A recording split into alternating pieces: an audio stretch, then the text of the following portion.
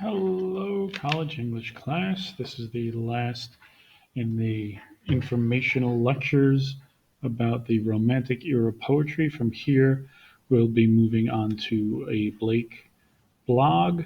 That's your college analysis and a deeper reading of the Rime of the Ancient Mariner. So we're looking at this last piece, what's called Orientalism. I'm going to put on my textbook reading voice here. Romantic Orientalism, the second term, expanded to Oriental exoticism or Oriental fantasy, brings together two concepts that continue to be much in dispute among theorists and literary historians. For practical purposes, Romantic here refers to writers of the 1875. I'm sick of doing that. So the 1875, 1785 to 1830. The second page here, Orientalism refers to geography and culture of large parts of Asia and North Africa. So we're looking at the influences of Buddhism and Islam. Uh, but we're looking at England, who's a Church of England Christian Protestant country, kind of being influenced by these other religions that have different ideas. And remember, the things that we've looked at before, the landscape, the Gothic, is kind of turning an inward eye. And a lot of the poets of this era and the writers of this era found fascination in uh, religious philosophies from other cultures, where they could kind of change their own personal philosophies, and this really kind of parallels and aligns with some of the ideas of the ideal human that was established during the French Revolution. Um, as you see here this is taken from Norton Anthology, a book you'll probably have to buy at some point in your college career. Above all, from a British point of view, Orientalism connotes foreignness or otherness, things decidedly not British. And sometimes, as if the East signified by the Orient is not only what is east of Europe and the Mediterranean, but east of anything outside of England, east of the English Channel.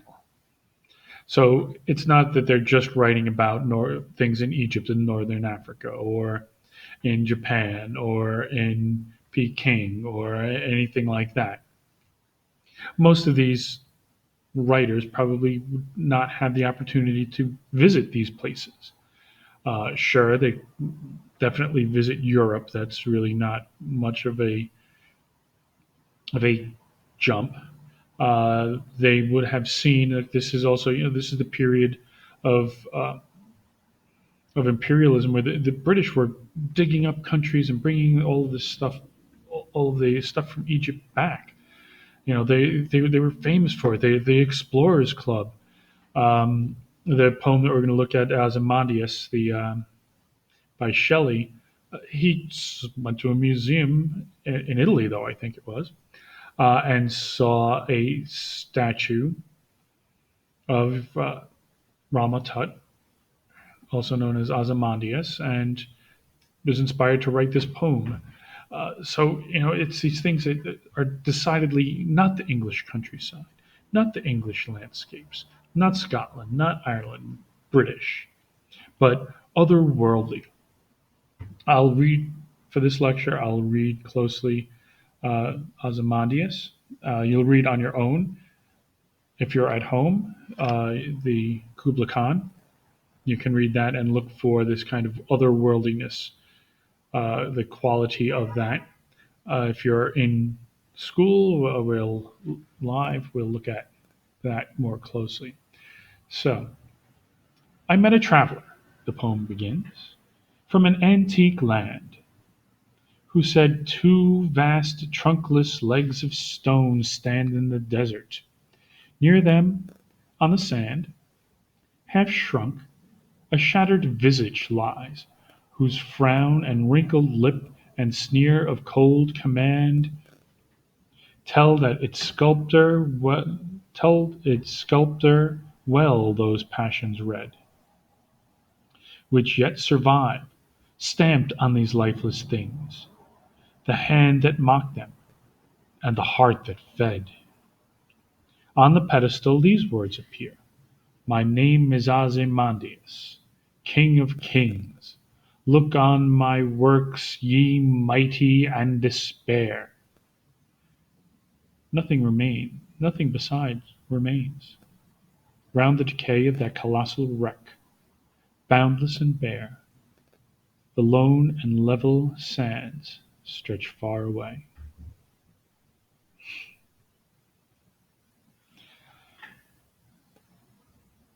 Shelley is fascinated with this idea of immortality and how immortality is not real. This shattered visage. The Ozymandias died. All that's left of him is a broken statue. And here again, the romantic inward eye is turned on this great statue, where all that's left is the pedestal with with the shins and feet left on it, and a face, a broken face, laying in the sand from where the statue fell over. This powerful man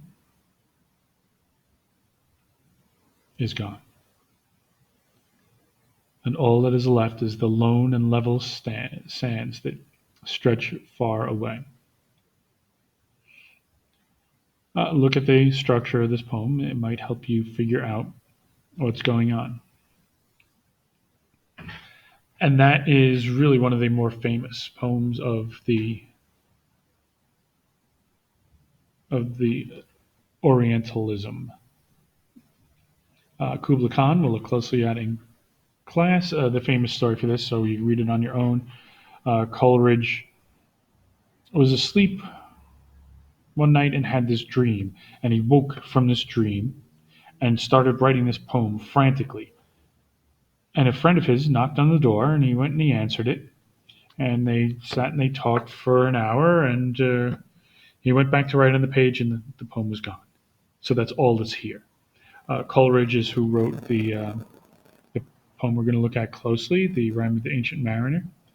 So this does, if you're at home, bear some reading so you familiarize yourself. It's not very long because he didn't get to finish it. But keep in mind, as I end this lecture here, that it's this otherworldliness that the Brits are going for, that the Romantic era poets are kind of latching onto.